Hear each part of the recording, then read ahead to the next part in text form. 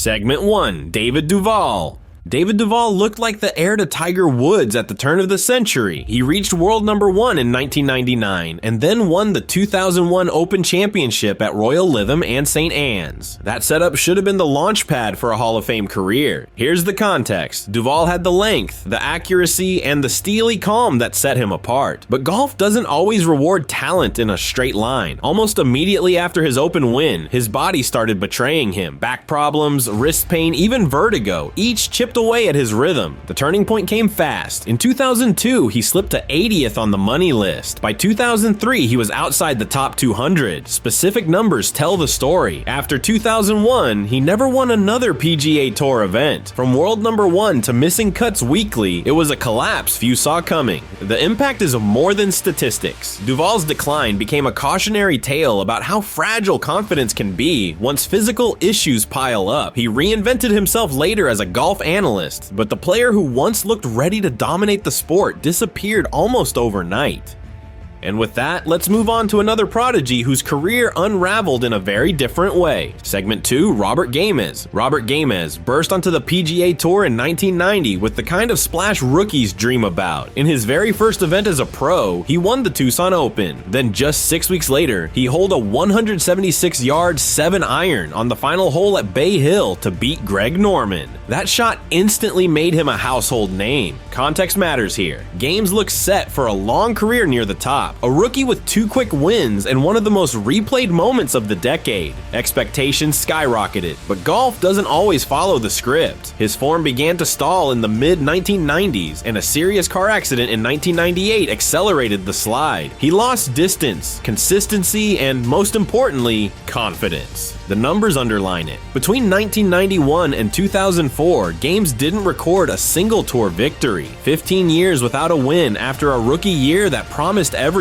The turning point came in 2005 at the Valero Texas Open. Against the odds, he captured his 3rd and final PGA Tour title. It was a feel-good story, but it didn't restart his career. The impact is bittersweet. Gamez will always be remembered for that miracle shot at Bay Hill and the fastest of starts, but also for how quickly the momentum faded. His name shows up in golf history books, but as a what could have been, rather than a sustained champion.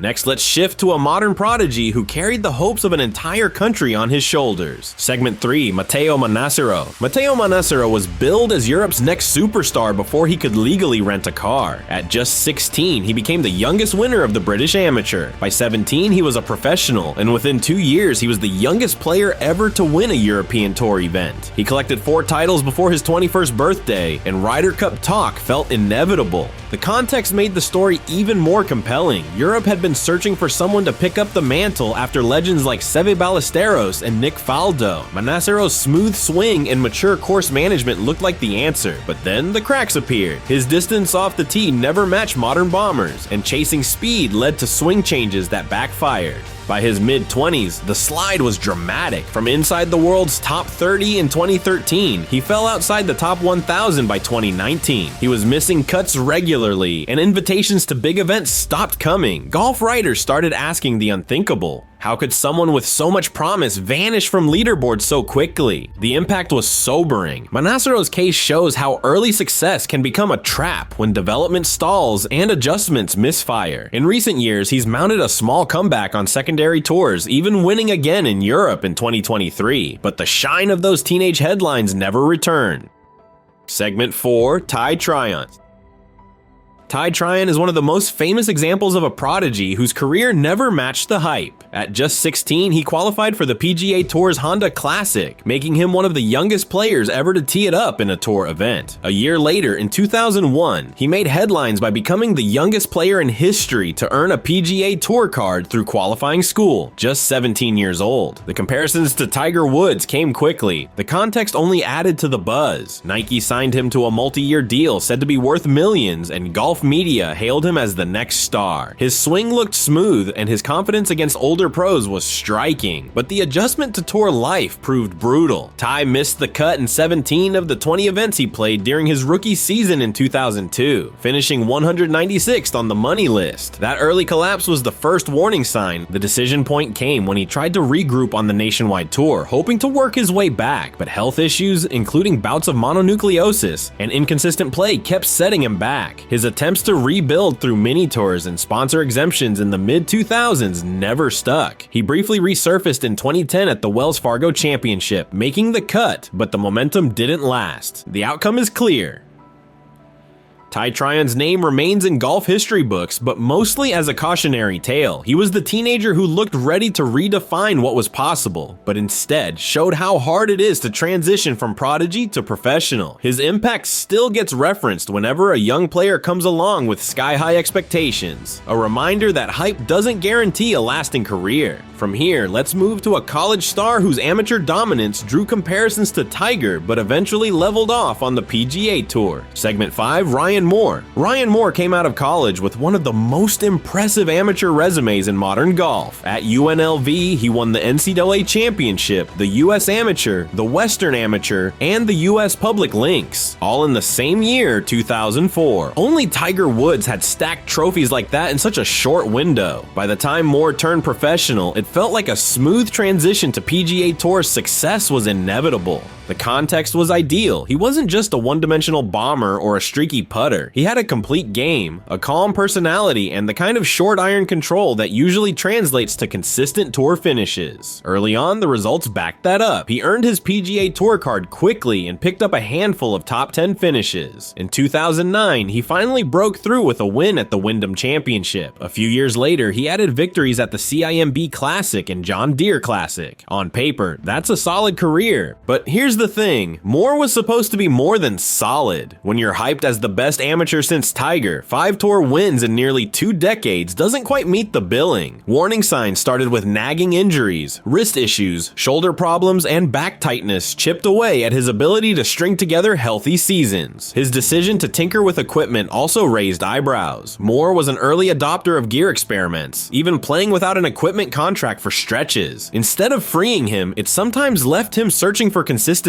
Escalation showed up in his results. After peaking at 23rd in the world rankings, he slid steadily. Missed cuts piled up, and by the early 2020s, he was outside the top 300. The game hadn't disappeared entirely, but the separation between a good pro and a great one is razor thin. Moore never pushed through that barrier. The outcome is a career that feels like a contradiction. He's made over $30 million in earnings, won multiple times, and represented the US in the Ryder Cup, yet his name rarely comes up in conversations about the game's best from his generation. The impact is clear. Ryan Moore is remembered less as the heir to Tiger's amateur legacy and more as an example of how even decorated prodigies can level off into the middle tier of the PGA Tour. Next, let's move to a more recent name, a Stanford star who once looked destined to carry the torch from college dominance to PGA glory, but hasn't quite lived up to the hype yet. Segment 6, Maverick McNeely. Maverick McNeely carried a last name that already meant something in Silicon Valley. His father founded Sun Microsystems, but on the golf course, the hype was built entirely on his own play. At Stanford, he put up numbers that matched Tiger Woods' college scoring average and tied the school record with 11 career wins. By his senior year, McNeely was the #1 amateur in the world, and headlines declared him the next Stanford prodigy ready to follow in Tiger's footsteps. The context looked perfect. He had the polished swing, the composure, and a reputation as one of the smartest players in the field. But unlike Tiger, McNeely hesitated before fully committing to professional golf. There were reports he considered stepping away entirely to pursue business opportunities. Ultimately, he chose golf, and the expectations were sky high. The transition to the PGA Tour has been steady, but far less explosive than the script suggested. Specific examples: his best finish to date has been a runner-up at the 2021 Fortinet Championship and again at the Atant Pebble Beach Pro-Am. He's collected multiple top 10 ES, but hasn't closed the door on Sunday. His world ranking has hovered inside the top 100, sometimes cracking the top 50, but never climbing into elite territory. The The warning signs are clear. His driving accuracy has been inconsistent, his short game streaky, and the killer instinct to finish tournaments hasn't shown up. Injuries also started creeping in, including an intercostal strain in 2023 that sidelined him for months. Those pauses in momentum matter when you're trying to prove you belong among the world's best. The outcome, at least so far, is a career caught in between. McNeely hasn't failed out of the sport. He's a regular tour presence, makes cuts, and cashes checks. But the impact of his college dominance hasn't carried over. For fans who watched him torch Stanford's record books, the PGA Tour version feels muted. His story isn't over, but right now, Maverick McNeely sits as an example of how the gap between amateur promise and professional stardom can be wider than anyone expects. And that brings us to another prodigy, one who carried the hopes of an entire nation as a teenager, Ryo Ishikawa. Segment 7, Ryo Ishikawa. Ryo Ishikawa was nicknamed the Bashful Prince, and for a while he looked like golf's next global superstar. At just 15 years old, he became the youngest player ever to win a men's tournament on the Japan Golf Tour. By 17, he was already inside the top 100 in the world rankings. By 18, he was in the top 50, and sponsors flooded in. His youthful look, polite demeanor, and fearless swing made him the face of golf in Japan. The context amplified the hype. Tiger Woods was in his prime, and fans around the world were eager to see which teenager might be the next big thing. Ishikawa had charisma, an attacking style, and the pressure of carrying an entire nation's expectations. Japanese TV broadcast his rounds in prime time, and his gallery numbers rivaled major champions. The warning signs started when his aggressive approach didn't translate well to PGA Tour setups. He chased birdies, but on tighter American courses that meant big numbers too. His putting stroke wavered under pressure, and his driving accuracy lagged behind. A specific example, in 2012 he accepted special temporary membership on the PGA Tour, but across nearly 90 career starts, he never secured a victory. His best finish was a runner-up at the Puerto Rico Open.